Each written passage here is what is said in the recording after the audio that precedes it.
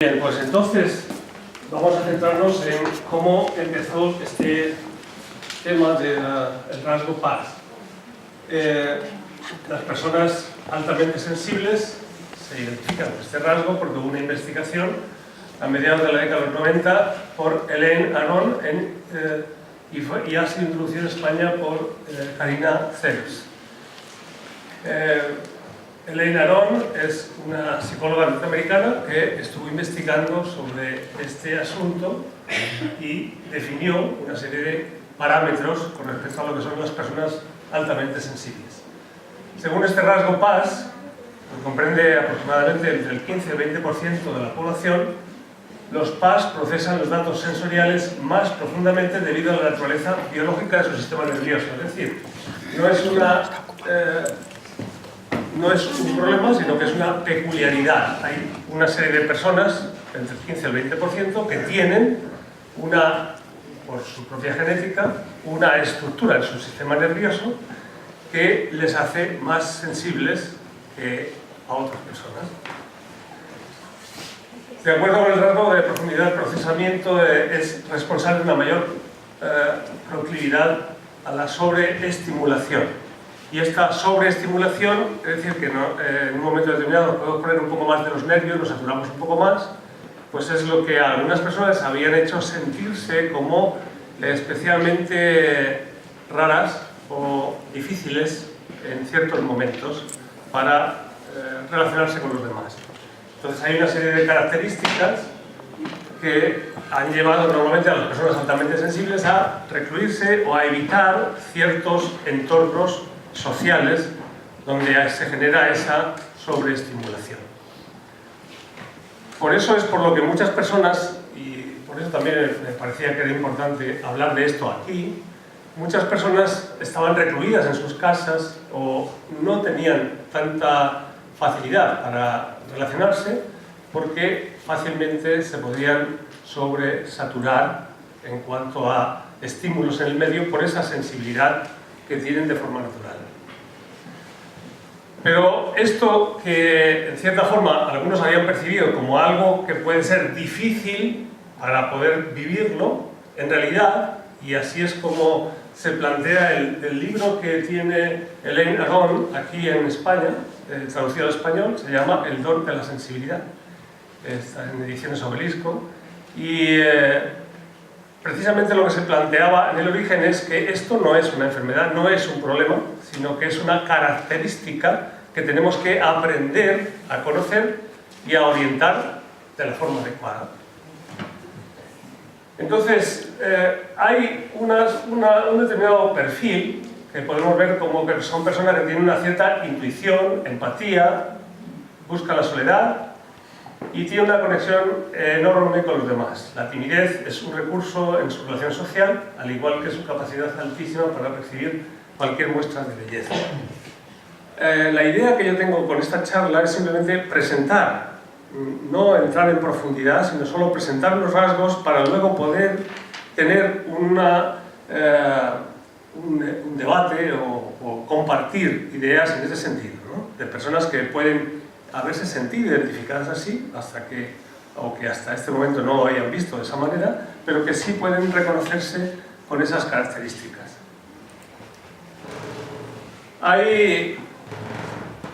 Aquí hay unos rasgos, esto está publicado en esta página, unos rasgos que caracterizan o que se plantean como característicos de las personas altamente sensibles. Mayor sensibilidad, más reactivos emocionalmente, se suelen sentir implicados personalmente, prefieren hacer ejercicio solos, les cuesta más tomar decisiones, se sienten más decepcionados que los demás al tomar una decisión equivocada, son muy observadores.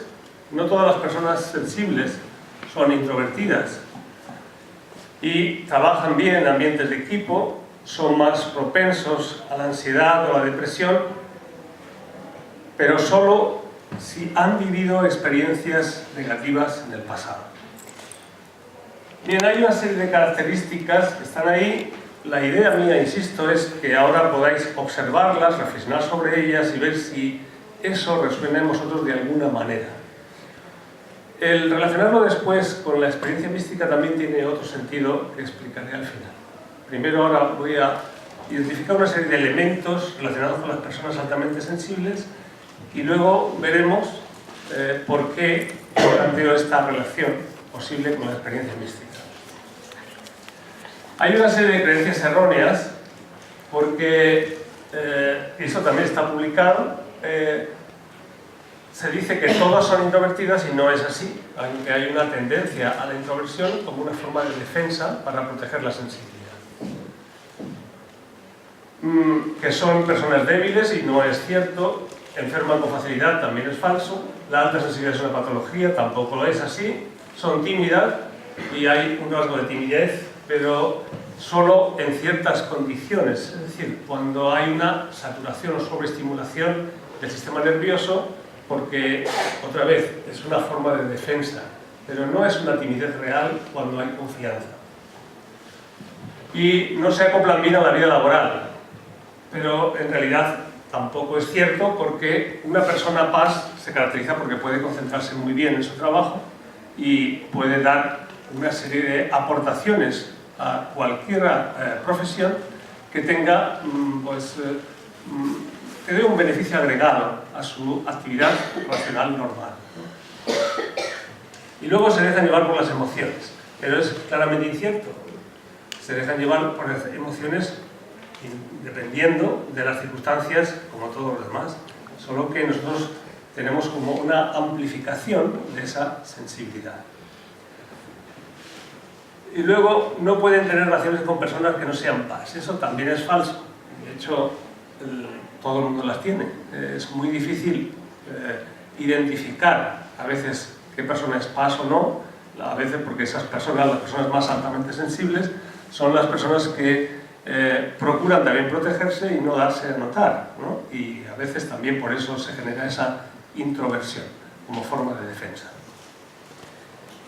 La idea que surgió también para algunos es que antes de la investigación que se hizo en Estados Unidos, ya desde un punto de vista más académico, empezó en los años 80 la idea sobre los niños índigo, y algunos relacionan estos dos conceptos. Yo pienso que la orientación de base es diferente. El concepto de niño índigo surgió en un ambiente más esotérico, de percepción transpersonal, y el rasgo paz surge en un ambiente de observación académica de una serie de características o cualidades psicológicas. Que haya una cierta relación, sí, incluso yo pienso que posiblemente lo que dio origen a esa investigación sobre las personas altamente sensibles era que se había empezado a hablar en los Estados Unidos también de los niños índigos. Y entonces por eso, porque coincide muy fácilmente, coincide en las fechas, ¿no? Cuando se empieza a hablar de los niños índigo, pues entonces alguien se pone a investigar académicamente de una forma más rigurosa este rasgo y ahí es cuando se llega a la identificación de las personas altamente sensibles. Pero hay una cierta relación, ¿no? Lo único en que quizás podría diferenciar más es la metodología de abordar esa sensibilidad. La metodología es distinta porque en este caso, cuando se empezó a hablar de los niños índigos, todos los que hablaban de los niños índigos eran personas que actuaban por videncia o por percepción no racional, por canalización incluso. Aquí también está, en 1998, se publica The Indigo Children, por los que canalizan una entidad que se llama Crión, que ha sido muy conocido, ¿no? Y entonces, para mí hay una serie de elementos vinculados, como es una alta sensibilidad, pero vista desde dos enfoques distintos, que no tienen por qué ser antagónicos. Para mí, pueden ser incluso complementarios. Creo que tampoco hay que estar definiendo si alguien es de este tipo o del otro. Todos somos seres humanos, tenemos una personalidad o una estructura vivencial compleja, precisamente por ser seres humanos y esa es nuestra riqueza, y no debemos etiquetarnos, sino que lo que debemos es más bien conocernos y buscar alternativas dando valor a las características que nos conforman o que nos permiten desarrollarnos. Todas las personas PAS no son tampoco iguales, es decir, la sensibilidad, la alta sensibilidad, se puede enfocar también de distintas maneras y cada uno lo puede vivir también de formas muy diferentes, aparte de que haya grados. Si alguien está interesado en esto, en Internet existen también tests que se hacen como para observar qué características o cómo tú puedes saber si tienes esa tendencia a la alta sensibilidad o no. La cuestión es, bueno, por ahora quiero dejar aquí este punto de presentar el rasgo PAS para hablar de lo que yo entiendo como experiencia mística en un ámbito fundamentalmente no religioso. Si alguien quiere hacer alguna pregunta breve con respecto al rasgo PAS ahora, pues que lo digan, si no tendrá otra oportunidad al final. Sí. Quería preguntar si tiene algo que ver con los niños autistas. No tiene nada que ver con el autismo. El autismo sí es una enfermedad, es un problema. El rasgo PAS no, el rasgo PAS simplemente es una sensibilidad que te capacita para hacer cosas y que evidentemente si tú no usas esa sensibilidad, pues no se desarrolla. Pero si tú la desarrollas, te puede llevar a una experiencia estética, es decir, artística o una experiencia de otro tipo. El autismo tiene otras características muy diferentes. ¿En qué año se menciona el PAS por primera vez? Eso es lo que dije al principio. Cuando se publica en los años 90, se empieza a hablar del rasgo PAS, se empieza a hacer la investigación y se publica, ahora mismo no tengo, en el 92, 95, por ahí. ¿De acuerdo? Bien, entonces ahora quiero pasar a lo que es la experiencia mística, que fue también, en realidad, mi investigación ya desde hace mucho tiempo. En el año 92 publiqué unos estudios, yo entonces estaba haciendo doctorado en hermenéutica en la Complutense, y entonces, como trabajo de investigación, hice un estudio hermenéutico de la experiencia mística en San Juan de la Cruz y Santa Teresa de Jesús. San Juan de la Cruz y Santa Teresa de Jesús, desde la perspectiva PAS, serían personas altamente sensibles. Es decir, con eso también quiero decir que el rasgo PAS no es algo que se ha inventado ahora, es algo que siempre ha existido y que ahora se observa desde esas características.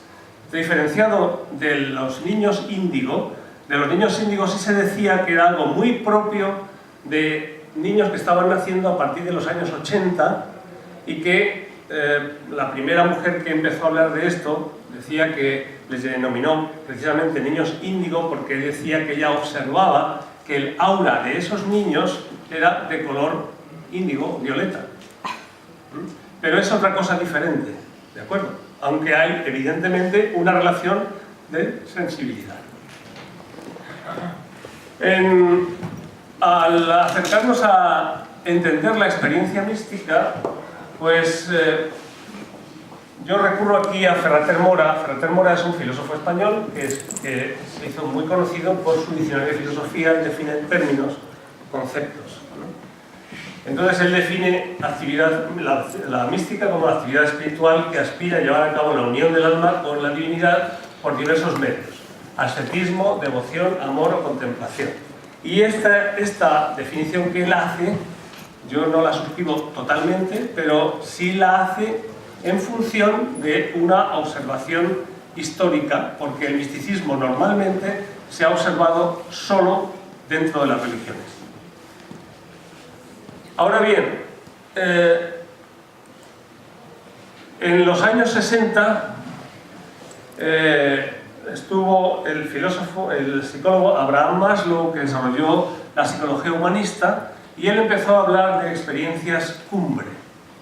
Las experiencias cumbre tienen que ver con las experiencias místicas, pero no necesariamente en un ámbito religioso. En los años 60 se empieza a desarrollar un proceso de apertura hacia el mundo oriental o la visión de las religiones orientales y la práctica de la meditación. Hoy en día también pues, se habla mucho de la experiencia de la meditación porque también se investigó en los Estados Unidos sobre la meditación budista, y eso es lo que hoy se conoce como... ¿Cómo? No, Vipassana no, hoy tiene un nombre específico, se ha hecho muy famoso. Mindfulness. Es tan famoso que hasta los mismos budistas hablan de mindfulness, porque tuve ocasión de comprobarlo en un centro budista en California este verano. Entonces ahora, precisamente como en la universidad se empezó a investigar el mindfulness o la meditación, las ventajas de la meditación aplicadas a ciertas dolencias, aquí tuvimos también una conferencia de uno de los investigadores sobre ese tema, que él dijo que él había empezado a investigar sobre la meditación para compensar el dolor de espalda. Bien, pero ahora el mindfulness se ha convertido en todo un fenómeno mundial, partiendo de esa sistemática en la organización de esa metodología a la hora de meditar. Bueno, pues antes de que surgiera el mindfulness, en Estados Unidos sí empieza, y Abraham Maslow empieza a observar una serie de rasgos humanos en las personas o características que podían ayudarles a desarrollarse de forma equilibrada o de forma altamente provechosa, por decirlo de una manera. Entonces él empezó a hablar de las personas realizadas y empezó a hacer estudios también de muchas personas que habían alcanzado un grado de equilibrio, no necesariamente de paz o de iluminación, sino de un alto estatus social, que podían ser personas a lo mejor no necesariamente religiosas o que estuvieran vinculadas con una determinada religión, pero que ellos se sentían en paz, se sentían bien, se sentían realizados, habían cumplido una serie de etapas. Maslow ha sido muy conocido hasta en los anuncios de televisión pues por la pirámide de necesidades, que seguramente lo habréis oído, ¿no? Él plantea que primero hay una serie de necesidades que tenemos que cumplir y después desde ahí vamos cada vez generando unas metanecesidades hasta llegar a esto que sería la experiencia cumbre. La experiencia cumbre también, desde este punto de vista más psicológico-académico, sería lo que en otros lugares se ha llamado iluminación, pero no con una connotación religiosa. ¿De acuerdo? Entonces, desde aquí también se empezó a valorar que la experiencia mística, es decir, esos estados transpersonales en los que también Carl Jung había ido trabajando a principios del siglo XX, pues generaba una serie de beneficios. Y era tanto así que en los años 60 se inventó una droga artificial para poder generar estados místicos. Supongo que la conocéis, es el LSD. En principio el LSD se hizo simplemente, y hay estudios, para poder corregir el alcoholismo, porque existía la evidencia de que cuando una persona podía tener una experiencia mística, podía superar otras dependencias o equilibrar su personalidad. Es decir, lo que los orientales llamaban iluminación, poder lograr eso. Y hay estudios que muestran cómo a través de esas experiencias místicas dirigidas en el ámbito médico, no el LSD como luego se ha conocido en el ámbito de las discotecas, sino en el ámbito médico, como personas que a través del LSD o de otros medios, pero en este caso las investigaciones en los años 60 fueron partiendo del LSD, cuando conseguían esa experiencia mística podían poner en equilibrio determinados desequilibrios de su personalidad, como las dependencias. Es posible que algunas personas también desarrollaran ciertas dependencias por una dificultad vinculada con esto que ahora nosotros estamos hablando como alta sensibilidad. Porque he dicho que las personas que tienen esa alta sensibilidad pueden enfocarla de muchas formas diferentes y a veces no es fácil pues, que esas formas de desarrollo estén en equilibrio o en el consenso de una estructura social. Entonces ha habido también cierta discriminación que a algunas personas en concreto puede haberles llevado a generar dependencias del alcohol o las drogas. Por eso es importante conocer bien todo esto para evitar meternos en un bucle que nos absorba negativamente. Bien, entonces, aparte de Maslow, que fue el que estuvo hablando de estas experiencias cumbre. También Stanislav Grof fue otro de los que quizás más desde la psiquiatría y trabajando directamente también con drogas o alucinógenos, estuvo generando esa búsqueda de la experiencia mística. Pero esto tampoco es nuevo. Realmente el problema, por ejemplo, ahora que he citado lo de las drogas y quiero también acotarlo de forma adecuada, el problema de las drogas que se dio en Occidente surgió a finales del siglo XIX, cuando los artistas, los románticos, aprovechando el momento en que aparecía la antropología como ciencia, pues hacían observaciones de campo, porque en el chamanismo, en el ámbito del chamanismo, en distintos países y culturas, en todo el mundo, se utilizaba una serie de drogas dentro de un ritual religioso para producir esos estados místicos o de conexión transpersonal. Entonces, muchos de esos románticos, escritores, artistas, gente sensible, estuvieron utilizando las drogas para su proceso creativo. Cuando eso se fue de las manos y se convirtió en negocio, pues entonces vino el problema que nosotros hoy reconocemos como las drogas. Pero en el origen tiene un sentido diferente. No obstante, ya que he hablado de las drogas, sí quiero afirmar que para tener una experiencia mística, incluso no religiosa, no es necesario tener drogas. Yo desde los años 70 y tantos, que estuve en la Sociedad Española para la Psicología, en la Comisión de Hipnosis, y estuve trabajando, observando experiencias místicas y experiencias transpersonales, pude ver que se pueden inducir estados de experiencia mística sin necesidad de ningún tipo de drogas. En el chamanismo actualmente eso es algo que también ha producido muchos problemas y sigue produciéndolos, porque se sigue identificando la transpersonalidad con el uso de drogas. Yo puedo afirmar que no es en absoluto necesario, para tener una experiencia mística, una experiencia transpersonal, el uso de drogas, y que el uso de drogas puede llevar a otros problemas. Bien, entonces, ¿por qué es por lo que yo he relacionado esto? Pues ahora viene la presentación del caso, y el caso es el mío. Yo viví en mi adolescencia una introversión y una timidez que me generaba grandes dificultades para relacionarme con el medio. Tampoco tenía capacidad ni de expresar ni de entender qué es lo que pasaba, simplemente yo me sentía raro, diferente. Por supuesto, me era absolutamente imposible hablar en público. Pero en esos momentos empecé a trabajar con la experiencia mística, con la meditación, y hablando desde esa experiencia vivida, comencé a hablar, sin que se me viera al principio. Yo me apagaba las luces para hablar y me tenía que esconder en un rincón para poder hablar de lo que yo sentía. Porque si yo tenía que hablar, como en este momento, a personas que me miraban, eso también me saturaba emocionalmente y me incapacitaba para poder expresar lo que yo pensaba o lo que yo sentía. Y eso sigue ocurriendo a muchísimas personas.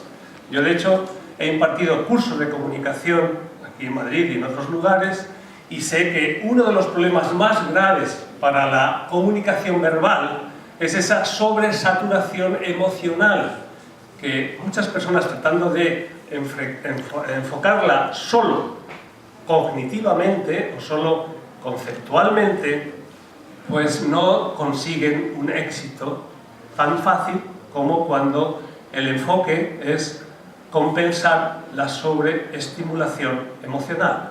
En cualquier persona, no hace falta ser altamente sensible. Cuando nosotros enfocamos a través de una determinada técnica, que ya he desarrollado y publicado sobre ello y he hecho muchos seminarios, cuando podemos enfocar esta forma de trabajo con nuestras emociones de forma proactiva y que las emociones no sean un obstáculo para nuestra relación, sino que sean un elemento de aproximación a través de la empatía, entonces cuando se puede producir una comunicación plena. Y esa es una de las características que también están en todas las personas altamente sensibles, la capacidad empática. Pero es muy importante que aprendan a usarla, como a mí me pasó, pues yo tuve que vivirlo y descubrirlo. Nadie me enseñó, sino que fui descubriendo, pues por mi propia necesidad de respirar humanamente, fui descubriendo que esa posibilidad existía.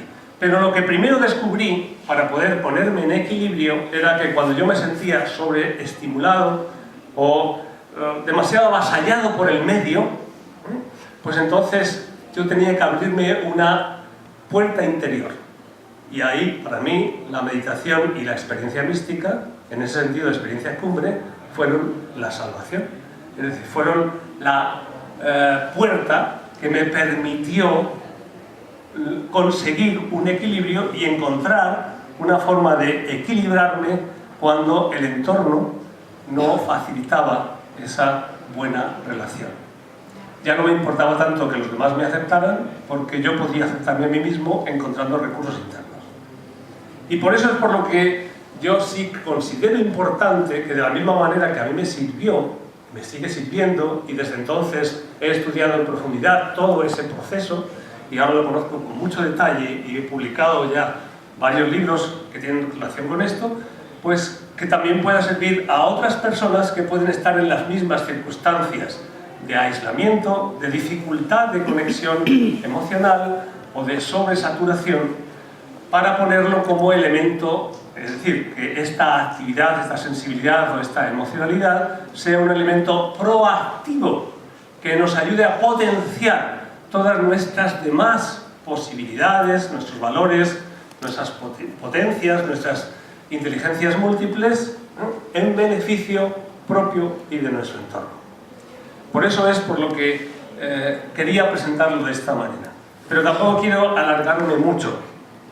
Por eso entonces ahora haré unas pequeñas conclusiones de lo que hemos visto para poder llegar al debate, porque me parece que en la tertulia lo más importante es que hablemos y que en ese diálogo, pues entre todos podamos ayudarnos a crecer juntos, porque no se trata de que yo venga aquí como sabio a deciros las verdades, sino que entre todos podemos, por mucho que unos sepan más que otros o hayan dedicado su vida a la investigación o no, cada persona desde su propia experiencia tiene posibilidad de aportar algo que para todos es importante.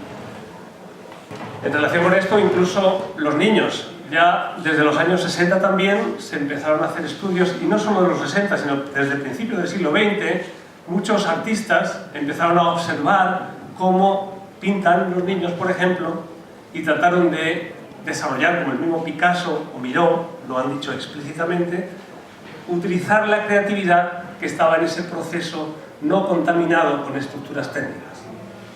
Por eso es lo que yo planteo ahora. A veces cuando nos dedicamos a investigar algo durante mucho tiempo, nosotros también nos cerramos a nuestras propias creencias, y por eso un grupo abierto de discusión o de compartir, no de discutir en realidad, sino de compartir distintas experiencias, puede enriquecernos a todos en todos los sentidos.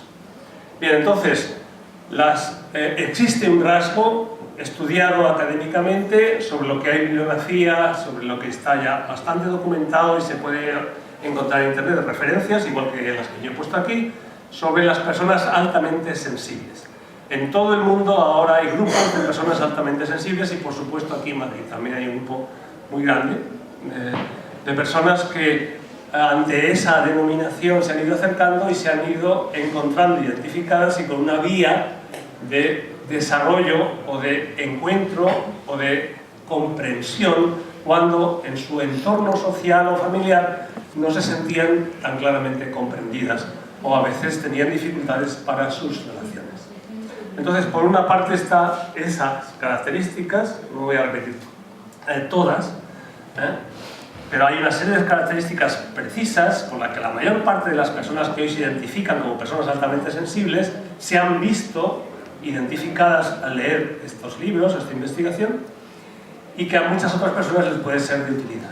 Por otro lado, está la experiencia mística. Es evidente que a lo largo de toda la historia de la humanidad ha habido personas altamente sensibles, en todos los ámbitos, en las religiones y en el chamanismo. Entre los chamanes existía una tradición que para poder, cuando había un hombre medicina o una mujer medicina, en cada sitio se llamaba de una manera distinta, cuando quería traspasar sus capacidades normalmente para la sanación de su entorno, de su grupo, pues buscaba personas que tuvieran una cierta sensibilidad, porque esa sensibilidad era algo básico para poder relacionarse con la naturaleza y poder encontrar factores de equilibrio que ayudaran a otras personas, que era la misión que tenían los chamanes en el origen. De ahí surgen después los médicos y de ahí surgen también luego muchas religiones. Bien, entonces está, por un lado, existe ese rasgo de alta sensibilidad y tiene utilidad y siempre ha tenido una gran utilidad en ciertos medios. Pero cuando esa utilidad no estaba bien enfocada, o cuando ese rasgo no estaba bien entendido, o cuando esas personas no encontraban a alguien que les pudiera ayudar a entender qué es lo que les pasaba y que era distinto a lo que le pasaba a la mayoría de la gente en la tribu, en el entorno, la ciudad, en su entorno social que fuera, esas personas a veces sentían que tenían un problema. Y pues algunas de ellas tenían que ir al psicólogo, al psiquiatra, hacer psicoanálisis. Todo eso es respetable, pero no es necesario. Basta con identificar que existe una alta sensibilidad y que esa alta sensibilidad no es un problema. Simplemente es una capacidad que podemos enfocar para el desarrollo de un fin, en el arte y en la ciencia también. El mismo Einstein también habla que para la investigación científica es fundamental poder traspasar el pensamiento puramente racional, por una característica, una condición, y es que el pensamiento puramente racional es analítico, y todo lo que es analítico simplemente observa o trocea lo que ya se sabe, pero para descubrir algo nuevo se necesita algún instrumento, alguna forma, alguna sensibilidad que no sea puramente analítica, ¿no? Que sea más intuitiva, porque eso es lo que nos permite abrir caminos. Por lo tanto, la alta sensibilidad también tiene esa función, la de poder abrir caminos de unas formas o de otras, para que luego también otras personas ya técnicamente o a través de un desarrollo científico puedan investigar y contrastar esas intuiciones. Para mí esa también es la explicación vinculada, por eso lo puse, de cuando unas personas con una tendencia de evidencia, de lo que sea, pues hablan de los niños índigos que han percibido algo, pues vienen después otras personas que investigan sobre ese algo para documentarlo y para ver qué es un conocimiento fiable y qué es un conocimiento no fiable. En la religión católica, por ejemplo, conozco de hecho en Miami, hay un hombre que no es sacerdote, pero él hizo unos cursos de psicopatología religiosa en el Vaticano y se dedica a trabajar exclusivamente dentro del ámbito católico para poder diferenciar lo que es una experiencia mística a una experiencia devocional de lo que es una patología. Porque también en el ámbito religioso se dan muchas patologías, confundido con Dios, con el diablo o con lo que sea. Por eso yo procuro no hablar de eso. Incluso cuando he hecho mis estudios sobre los textos de San Juan de la Cruz y Santa Teresa, yo hago una adaptación antropológica de ese lenguaje religioso para que pueda servir a cualquier persona, independientemente de que sea creyente o no, independientemente de su religión, y simplemente tenga experiencias que como seres humanos tenemos, cosas que nos hieren, cosas que nos gustan, cosas que nos hacen sentirnos más exaltados y cosas que nos hacen sentirnos más deprimidos, sin que por eso seamos bipolares, que ahora también es otra cosa que está de moda y creo que se diagnostica en exceso. Bien, entonces hay unos rasgos de personalidad, son naturales, dependen de unas características del sistema nervioso, del código genético, que se dan en algunas personas con más o menos grado, porque no todo el mundo tiene la misma sensibilidad, y en función de esa sensibilidad, eso puede hacer que nos saturemos más o menos por la estimulación del medio. También vivimos ahora mismo en una época de la humanidad en la que existe más sobreestimulación que nunca en la historia de la humanidad. Entonces, por eso también podemos recibir esa esa sobreestimulación como algo que sobrecarga nuestro sistema nervioso. Pero eso no es un problema, solo hay que aprender a enfocarlo adecuadamente para que en lugar de convertirse en un obstáculo, se convierta en algo que ayude no solo a nosotros mismos como personas, que ayude también en nuestro ámbito por la capacidad empática de escucha, de sensibilización con el entorno, que también está ocurriendo ahora, y no solo hacia los seres humanos, sino también hacia los animales, el respeto por la vida, pues que ayude en nuestro entorno y que también ayude incluso en la investigación científica. Es necesario que haya personas que tengan intuición bien elaborada, bien desarrollada, que ayuden en equipo a otras personas que tengan unas características más analíticas y más técnicas para el proceso del descubrimiento en una investigación científica. Por eso son elementos importantes. Y al final, pues mi propia experiencia, yo experimenté en mi propia carne esa sensación de quedar recluido y necesitar paradójicamente del afecto y de la comprensión de los demás, que al mismo tiempo me sentía incapaz de conseguir, porque había una dificultad emocional en esa sintonía. Entonces, en el silencio yo podía conectar más fácilmente con las personas que me rodeaban, pero a la hora de hablar me resultaba muchas veces difícil, incluso esa misma dificultad de la sobresaturación de mis propias emociones, a la hora de hablar me hacían hablar de una forma confusa, y eso, en lugar de ayudar a la relación, generaba muchas veces más problemas. Esto es algo que también existe en muchísimas circunstancias, y ya que estamos en ello, en general, las mujeres, y aquí hay mayoría de mujeres, como en casi todas las actividades culturales, pues las mujeres oís decir que cuando hay un problema en la pareja o en las relaciones hay que hablarlo. Cuando tenemos una alteración emocional hay que hablar de eso. ¿A que sí? Pero todos los hombres sabemos que si cuando una mujer te dice tenemos que hablar de algo porque tenemos un problema, el hombre ya directamente está muerto. No tiene ninguna posibilidad de solución. Así que más vale que se calle y que acepte lo que sea, la sentencia que le venga. Porque es muy difícil encontrar pautas racionales que expliquen una alteración emocional que no es racional. Entonces, es necesario encontrar otros medios para el diálogo, el encuentro, el buen entendimiento, el cariño, la ternura y tal vez el amor. Bien, entonces, sí. Yo quería primero explicar una cosa y luego a ver si me podían dar alguna explicación a otra. Lo primero es explicar una cosa.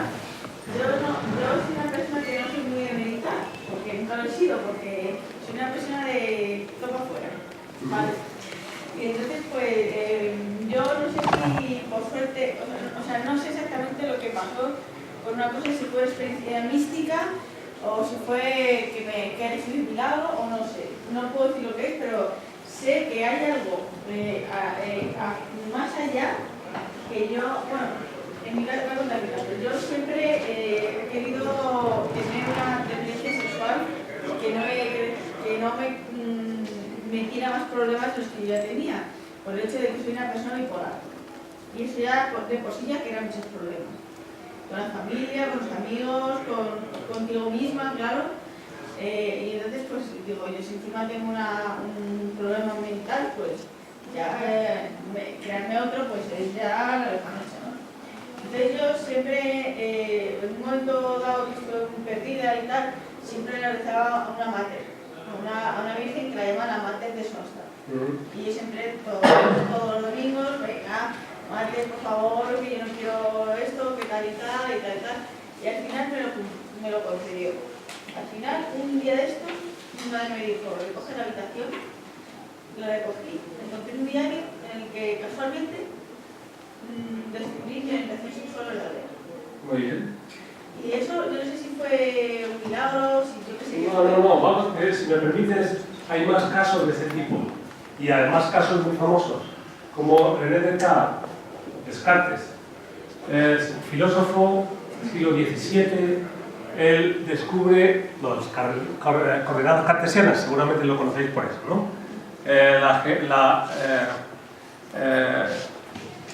Bueno, él hace un descubrimiento que le permite pasar de lo abstracto a la representación algebraica de ciertas ecuaciones. Y eso ha sido la base del desarrollo matemático posterior hasta la actualidad. Sí, eso sí. ¿Qué ha crecido? Bueno, pues él dice que él estaba planteándose